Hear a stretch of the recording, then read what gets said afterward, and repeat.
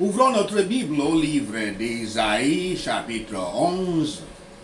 Ésaïe 11. Règne du Christ. Règne du Christ. Ésaïe 11, versets 1 à 9. Le caractère paisible du royaume et des sujets du Christ. Verset 1. Pendant la vision d'Ésaïe et de son appel de Yahweh, il lui avait été dit que la nation serait détruite comme un grand arbre coupé, ne laissant qu'une souche, dans Ésaïe 6, versets 11 à 13. Ici encore, il parle d'une souche, mais l'imagerie est un peu différente. Dans ce cas, la souche est Isaïe ou Yessi, Jessé dans la prononciation occidentalisée moderne. Les rois de Juda étaient tous des descendants du fils de Jessé, David. Mais le temps viendra où il semble que la ligne sera terminée. Il semblera que la ligne soit terminée. La lignée ancestrale de David soit terminée. Mais à partir de cette souche, une branche jaillira un jour. C'est un fait merveilleux que le Fils de Yahweh s'incarne dans la lignée des rois de Juda. L'apôtre Paul écrit à ce sujet, je cite, « Et encore, Ésaïe dit, il sortira d'Ésaïe un rejeton qui se lèvera pour régner sur les nations. Les nations espéreront en lui. » Fin de citation, citant Romains 15, verset 12. Le Messie est appelé une verge et une branche. Les mots signifient un petit produit tendre, une pousse telle qu'elle est facilement cassée. Il sort de la tige de Jessé, appelée ici Ésaïe, comme j'ai dit. Quand la famille royale fut rasée, la famille royale davidique fut rasée ou presque, elle germirait à nouveau. La maison de David avait été rabaissée au moment de la naissance du Christ. Le Messie avait ainsi rapidement remarqué que son royaume n'était pas de ce monde. Mais le Saint-Esprit, dans tous ses dons et toutes ses grâces, reposera et demeurera sur lui. Il aura la plénitude de la divinité qui demeure en lui. Car, l'Écriture dit, car Dieu était heureux d'avoir toute sa plénitude habitée en lui, citant Colossiens 1, verset 19. Et une autre citation, car en Christ toute la plénitude de la divinité vit sous sa forme corporelle, citant Colossiens 2, verset 9. Verset 2. Beaucoup considèrent que 7 dons du Saint-Esprit sont mentionnés ici. Sagesse, compréhension, conseil, puissance, connaissance, crainte de Yahweh et justice. Et la doctrine des influences du Saint-Esprit est ici clairement enseignée donc. Le Messie serait juste et droit dans tout son gouvernement. Versets 3 à 5. Les paroles de Yahshua seront exécutées par l'action de son esprit selon sa parole. L'esprit de la crainte de Dieu le remplira. Le sens ici en est probablement qu'il prendrait plaisir à la crainte de Yahweh, c'est-à-dire à la piété et à se consacrer au service du Père Yahweh. Il ne jugera pas des choses par leur apparence extérieure ou avec partialité. c'est un langage qui est applicable à un magistrat. Souvenez-vous que les rois étaient des magistrats depuis l'époque des juges. Et on parle du Messie comme le descendant de David et comme assis sur son trône, comme en tant que dirigeant de son peuple. Toutes les caractéristiques du verset 4 ne peuvent concorder avec personne d'autre, mais seulement avec le Christ. Car c'est lui qui touche les cœurs des fidèles et mortifie leur concupiscence. Il est pour les méchants la faveur de la mort et pour ceux qui périront, afin que tout le monde soit frappé par sa verge, qui est sa parole. Car la parole de Dieu, qui est Christ, est aussi assimilée à une épée à double tranchant, dans Hébreux 4, verset 12. Le sens du verset 5 est clair. Il se présentera toujours comme un roi juste et fidèle. Citation, la ceinture d'airain, fin de citation, se réfère à la ceinture ou une bande avec laquelle les anciens se ceignaient. Une partie de leur robe consistait en une robe extérieure, bouffante et flottante. La figure de style de représenter les vertus comme des vêtements ou de les décrire comme des parties de vêtements avec lesquels nous sommes investis est commune dans les Écritures. Je prends une seule citation. Je me revêtais de la justice et je lui servais de vêtements. J'avais ma droiture pour manteau et pour turban, fin de citation, citant Job 29, verset 14. Versets 6 à 8. Il y aura une grande paix et un grand calme sous son gouvernement.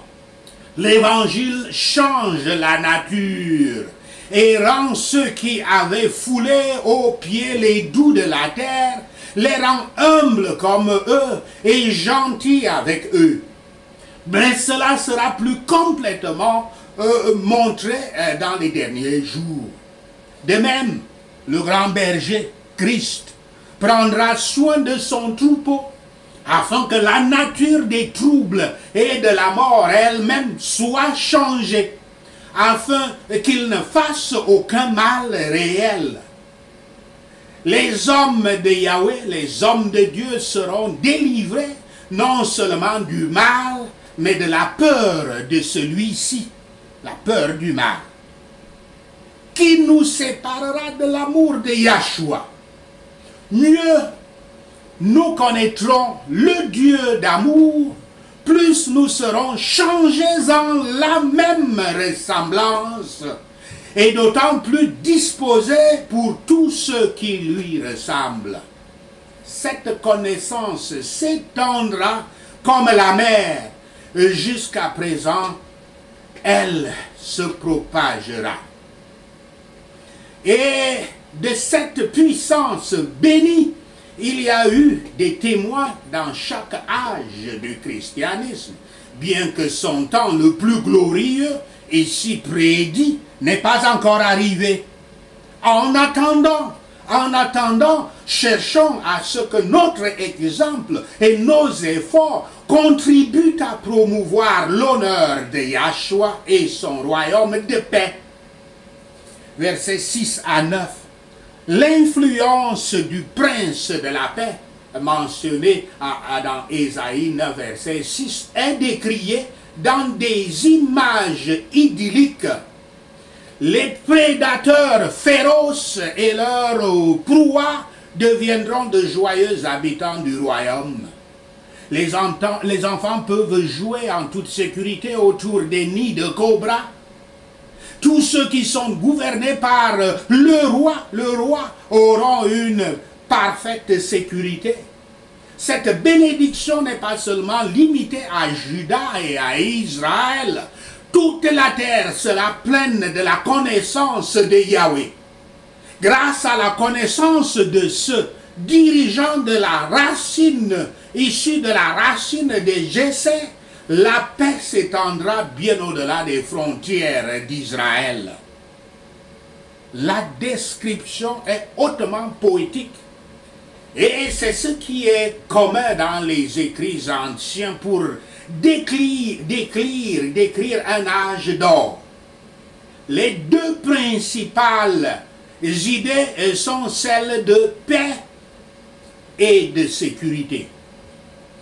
L'imagerie est tirée de l'état des animaux, de toutes les descriptions vivant dans un état d'harmonie, de toutes les espèces vivant dans un état d'harmonie, où ceux qui sont par nature sans défense et qui sont habituellement faits la proie des forts sont permis de vivre dans la sécurité. Par nature, nous savons que le loup s'attaque à l'agneau et le léopard au chevreau. Et la vipère est venimeuse, et l'ours, la vache, le lion et le bœuf ne peuvent vivre ensemble. Mais si un état des choses devait survenir où toute cette hostilité cesserait, où les animaux sauvages abandonneraient leur férocité, et où les faibles et les doux seraient en sécurité, où la vipère cesserait d'être venimeuse, et où tout serait si doux et inoffensif qu'un petit enfant serait en sécurité et pourrait même conduire les animaux les plus féroces, cet état représenterait le royaume du Messie. Sous le règne du Christ, un tel changement serait produit parce que ceux qui étaient par nature violents, sévères et oppressifs, ceux dont la disposition est illustrée par les penchants féroces et sanguinaires du lion et du léopard, et par le poison de la vipère, seraient changés et subjugués et seraient disposés à vivre en paix et en harmonie avec les autres. C'est l'idée générale de ce passage. Et là où il y a de véritables chrétiens, les chrétiens, ce sont des gens qui ont été changés en hommes féroces, violents et pécheurs pour devenir des hommes de paix. Et effectivement, dans leur communauté, il y a cet âge d'or, dans une communauté vraiment chrétienne. Donc c'est l'idée générale du passage. Isaïe 11, versets 10 à 16, la conversion des gentils et des juifs. Quand l'évangile sera prêché publiquement, les gentils, les païens, gentils veut dire païens, chercheront Yahshua le Messie comme leur sauveur et leur Seigneur, et trouveront le repos de l'âme. Et c'est ça la merveille du christianisme, le repos de l'âme, la paix de l'âme, qui n'a pas de prix. Quand le temps de Yahweh est venu pour la délivrance de son peuple, des montagnes d'opposition deviendront des plaines devant lui. Ceci se réfère à Ésaïe 40, versets 3 à 5. Yahweh pourra bientôt transformer des jours sombres en jours glorieux.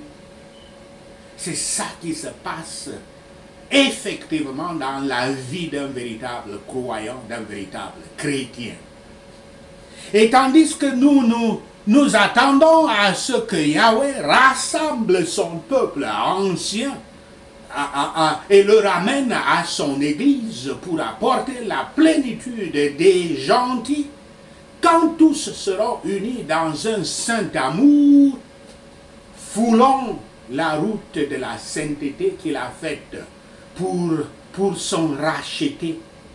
Attendons la miséricorde de notre Seigneur Yahshua HaMashiach par que nous attendons la miséricorde que nous attendons de lui pour la vie éternelle, en le regardant, pour préparer notre chemin à travers la mort, cette rivière qui sépare ce monde du monde éternel.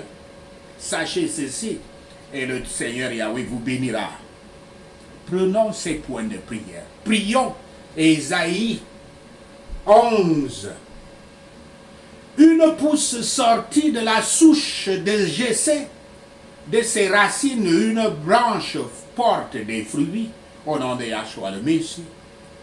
L'esprit de Yahweh repose sur Yahshua. Éternel Yahweh, fais reposer cet esprit sur moi, au nom de Yahshua le Messie. L'esprit de sagesse et de compréhension repose sur Yahshua. Éternel Yahweh, fais reposer cet esprit sur moi, au nom de Yahshua le Messie. L'esprit de conseil et de puissance repose sur Yahshua. Éternel Yahweh, fais reposer cet esprit sur moi, au nom de Yahshua le Messie. L'esprit de la connaissance et de la crainte de l'Éternel repose sur Yahshua. Éternel Yahweh, fais reposer cet esprit sur moi, au nom de Yahshua le Messie. Le Seigneur Yahshua se réjouit de la crainte de Yahweh. Je crains Yahweh, au nom de Yahshua le Messie. La justice est sa ceinture et la fidélité la ceinture autour de sa taille. Père Yahweh, serre-moi de la même ceinture, au nom de Yahshua le Messie. Yahshua ne juge pas par ce qu'il voit de ses yeux, mais avec justice, il juge les nécessiteux. Saint-Esprit, enseigne-moi le bon jugement, au nom de Yahshua le Messie. Yahshua ne décide pas par ce qu'il entend de ses oreilles. Avec la justice, il donne des décisions, il prend des décisions pour les pauvres de la terre. Saint-Esprit, dis-moi ce qu'il faut décider au nom de Yahshua le Messie. Yahshua frappe la terre de la verge de sa bouche avec le souffle de ses lèvres. Il tue les méchants. Saint-Esprit, mets le pouvoir de la parole sur mes lèvres au nom de Yahshua le Messie. Dans le royaume de Yahshua, le loup vivra avec l'agneau, le léopard se couchera avec la chèvre. Éternel Yahweh, fais de moi un citoyen de son royaume, au nom de Yahshua le Messie. Sous le roi de la justice, le veau et le lion et le chevreau se nourrissent ensemble, car un enfant les conduira. Éternel Yahweh, fais de moi un citoyen de son royaume, au nom de Yahshua le Messie. Dans le royaume du Messie, la vache se nourrit avec l'ours. Leurs petits se couchent ensemble. Éternel Yahweh, fais de moi un citoyen de son royaume, au nom de Yahshua le Messie. Sous le règne du roi de gloire, le lion mange de la paille comme le bœuf. Éternel Yahweh, place-moi sous sa domination, au nom de Yahshua le Messie. Dans le royaume de Yahshua, l'enfant joue près de la tanière du cobra, et le jeune enfant met sa main dans le nid de la vipère. Éternel Yahweh, fais de moi un citoyen de son royaume, au nom de Yahshua le Messie. Ils ne nuisent ni ne détruisent sur toute la sainte montagne. Ils ne nuisent ni ne détruisent sur toute la sainte montagne de Yahshua. Éternel Yahweh, fais de moi un citoyen de ton royaume, de son royaume, au nom de Yahshua le Messie. Car la terre est remplie de la connaissance de Yahweh, comme les eaux couvrent la mer, au nom de Yahshua le Messie. La racine de Jessé se présente comme une bannière pour les peuples. Yahweh Nissi, tu es ma bannière, au nom de Yahshua le Messie. Les nations qui se rallient au Messie et à son lieu de repos sont glorieuses. Je suis rempli de gloire au nom de Yahshua le Messie. Au dernier jour, le Seigneur tendra la main une seconde fois pour réclamer le reste de son peuple vivant dans le monde au nom de Yahshua le Messie. Yahshua brandira une bannière pour les nations et rassemblera les exilés d'Israël au nom de Yahshua le Messie. Il rassemblera les habitants dispersés de Juda des quatre coins de la terre au nom de Yahshua le Messie. La jalousie disparaîtra parmi les disciples du Christ et nos ennemis seront détruits au nom de Yahshua le Messie. Nous descendrons sur les pentes des pays ennemis. Ensemble, nous allons piller les gens de l'Est au nom de Yahshua le Messie. Yahweh va assécher le golfe de la mer égyptienne et toute mer au nom de Yahshua le Messie. Avec un vent brûlant, Yahweh passera sa main sur l'Euphrate et sur toute rivière au nom de Yahshua le Messie. Yahweh va le diviser en 7 cours d'eau. Il va le diviser en 7 cours d'eau afin que n'importe qui puisse passer en sandales au nom de Yahshua le Messie. Il y aura une route à travers les rivières et les mers pour le reste du peuple de Yahshua, comme il y en avait pour Israël quand ils sont venus d'Égypte. Merci Seigneur d'avoir entendu nos prières. Merci Père pour tes réponses à nos prières. Seigneur Yahweh, nous te rendons gloire, nous te louons, nous t'adorons. Nous bénissons ton saint nom. Au nom de Yahshua le Messie, nous prions. Amen. Alléluia.